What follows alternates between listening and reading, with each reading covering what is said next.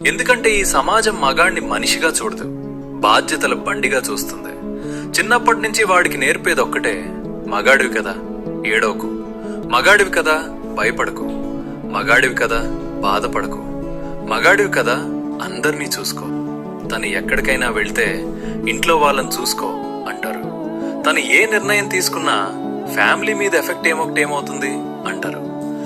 తన ఇష్టం కోసం ఒక్క అడుగు వేస్తే స్వార్థపరుడు అంటారు.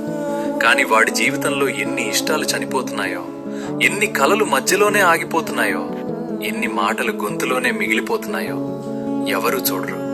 అందరికీ నచ్చేలా ఉండాలి, అందరి మాట వినాలి, అందరి బాధ్యతలు మోయాలి, అందరి ముందు నవ్వాలి. కానీ రాత్రి అందరూ నిద్రపోయాక ఆ మగాడు ఒక్కడే మేల్కొని ఉంటాడు. ఎందుకంటే తన బాధ చెప్పుకోవటానికి వాడికి ఎవ్వరూ ఉండరు. తను ఏడిస్తే బలహీనుడు అంటారనే భయం, తను ఓడిపోతే పనికిరానివాడు అంటారనే భయం, తన మనసు విప్పితే ఎవరైనా దాన్ని జడ్జి చేస్తారనే భయం. అందుకే వాడు తన బాధని మాటల్లో చెప్పడు, తన కన్నీళ్లను బయట పెట్టడు, తన గాయాలను చూపించడు.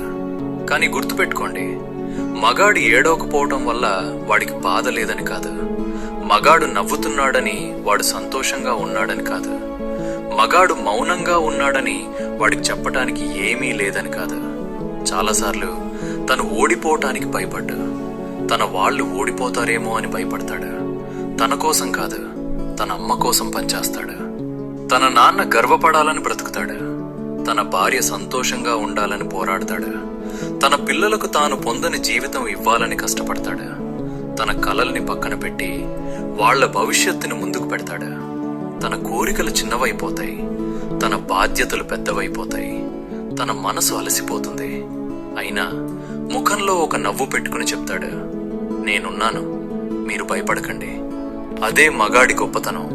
కానీ మగాడిని ఎప్పుడూ బలంగా ఉండమని మాత్రమే అడగండి. ఒక్కసారి వాడి భుజం మీద చేయి వేసి అడగండి, నువ్వు ఎలా ఉన్నావు, నీకేమైనా బాధ ఉందా, నీ కల ఏంటి, నీకోసం నేను ఏం చేయగలను. ఎందుకంటే మగాడు కూడా మనిషే, వాడికి గుండె ఉంది, వాడికి కన్నీళ్లున్నాయి, వాడికి ప్రేమ కావాలి, వాడికి అర్థం చేసుకునే ఒక మనిషి కావాలి.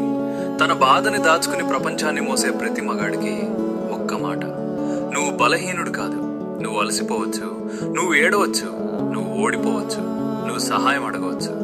ఎందుకంటే బాధ్యతలు మోసే ముందు నువ్వు కూడా ఒక మనిషివే.